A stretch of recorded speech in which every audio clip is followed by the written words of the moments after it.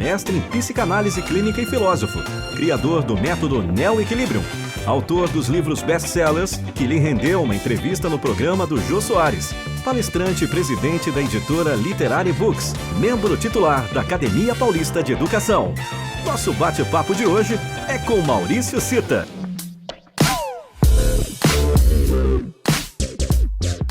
Primeiramente, muito obrigado aí por nos receber no nosso canal Turnaround. E nós vamos falar de mudança de virada. Primeiro eu queria saber, você teve a sua grande virada, como que foi, Maurício? Bom, primeiro, bom estar com você, te receber na minha editora. Eu acho o seguinte, todo mundo tem grandes viradas. Às vezes as pessoas nem percebem. Mas ao longo da vida, você vai passando por mudanças brutais, né?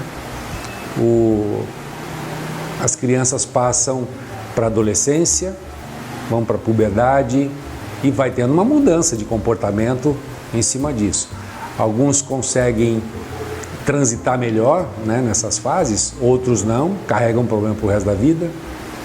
Aí chega a hora do casamento para muita gente, que é uma mudança brutal. Tanto é que muita gente se adapta e tem anos de casado, outros não se adaptam, né? E o casamento acaba em pouco tempo. Eu acho que esse turnaround ele vai acontecendo. E eu vejo isso, Edgar, o turnaround, o positivo, situações positivas e aquilo que é sair do zero, né? Quando você caiu, não dá para cair mais, a única coisa que pode acontecer é você começar a subir a partir dali. Esse é um outro turnaround que eu tenho certeza que é o que se aborda mais, porque é o que preocupa todas as pessoas. Eu acho que o que todo mundo quer saber é o seguinte, tá, eu estou no fundo do poço, como é que eu saio daqui agora? Tem até uma piadinha muito engraçada, que é do burro que caiu na cova e começaram a jogar terra em cima dele. Ele percebeu que acharam que ele estava morto e que ele ia ser enterrado ali. Ele começou a se chacoalhar, num certo momento ele saiu da cova. Então, enquanto a terra não está em cima de você, fica tranquilo que dá para virar, né? A hora que você estiver na cova, já estiverem jogando terra em cima de você, não dá para fazer mais nada. Então eu acho o seguinte, a única certeza que nós temos é de que os problemas virão. Quem achar que não vai ter problema na vida, esquece. Tá? Encara isso, se prepara, porque os problemas virão. O problema é a única certeza que nós temos na vida, tá? Que eles vão acontecer. E para isso você tem que estar preparado, né? Então, eu passei por vários, tantos positivos, mudei de Santos para assumir uma gerência comercial em São Paulo, de uma grande empresa. Eu saí dessa grande empresa, fui para uma grande multinacional, que foi também uma mudança brutal para mim, porque o ramo era totalmente diferente. Enfim, eu passei por algumas mudanças positivas, que agregaram muito, né? Mas passei também por várias mudanças negativas. Inclusive, eu sempre me questionei o seguinte, será que os problemas que eu tive foram por culpa minha ou por culpa dos outros? Porque há sempre uma tendência da gente de achar o seguinte, eu passei eu quebrei, tive um grande problema, mas a culpa foi do governo, foi do meu sócio. Aliás, no intervalo aqui, eu sempre vi o sócio que levou o cano. Aquele que deu o cano no outro eu nunca vi. O espertinho que roubou o outro, eu nunca vi. Eu roubei meu sócio, fiquei rico, não. Eu só vi o outro que reclama, meu sócio me roubou tudo, eu fiquei a zero, né? Então eu acho que tem várias situações desse tipo que a gente precisa saber analisar para saber se a culpa é efetivamente nossa. Por que a gente vai ter força para dar o turnaround, né? Se você está se vitimizando e achando que o problema é sempre dos outros, nunca é com você, tá? Possivelmente você vai ter que dar vários turnarounds ao longo da tua vida. Ou você aprende em algum momento, né? Ou você vai ter problemas. Porque quando você está em cima, o que tem mais fácil para acontecer é você cair, né? e quando você está embaixo para levantar não é fácil, né? Então, eu acho que essa análise, e aí entra muito da resiliência, né? Alguns livros aqui no Brasil falam que os autores diziam: a primeira pessoa que começou a falar de resiliência no Brasil foi o Maurício. Eu achava que era uma palavra da moda. Isso eu estou falando de 95, 2000 mais ou menos, quando eu inclusive dava palestras sobre resiliência. Ainda dou palestra, mas não é mais o meu foco. Mas o mais importante é você ser absolutamente resiliente. Eu sempre acho que a meditação contribui muito para a resiliência. Aliás, eu não só acho, eu tenho certeza disso. Eu faço meditação há mais de um Edgar atrás, há mais de 35 anos. E a resiliência, a meditação ajuda muito no desenvolvimento da resiliência. Então, no turnaround, o mais importante é você, como diz a música, levantar, sacudir a poeira e dar a volta por cima. Você tem que estar preparado para recomeçar, você tem que ter uma força interior muito grande para recomeçar. A mais do que isso, você tem que acreditar em você, você tem que se autoanalisar, como eu disse antes, saber quanto você tem de vítima e quanto você tem de culpa efetiva por tudo que está te acontecendo, né? Eu acho que a partir desse momento dá para fazer o turnaround. Então, é fundamental isso. Aliás, gosto muito dessa expressão. Acho que você deu uma acertada muito grande, porque apesar de ser um termo em inglês, eu acho que muita gente domina e dá para ensinar fácil como é o levanta, sacode a poeira e dá a volta por cima, né? É um turnaround. Vamos virar isso aqui, vamos começar de novo, né? Esse é o objetivo.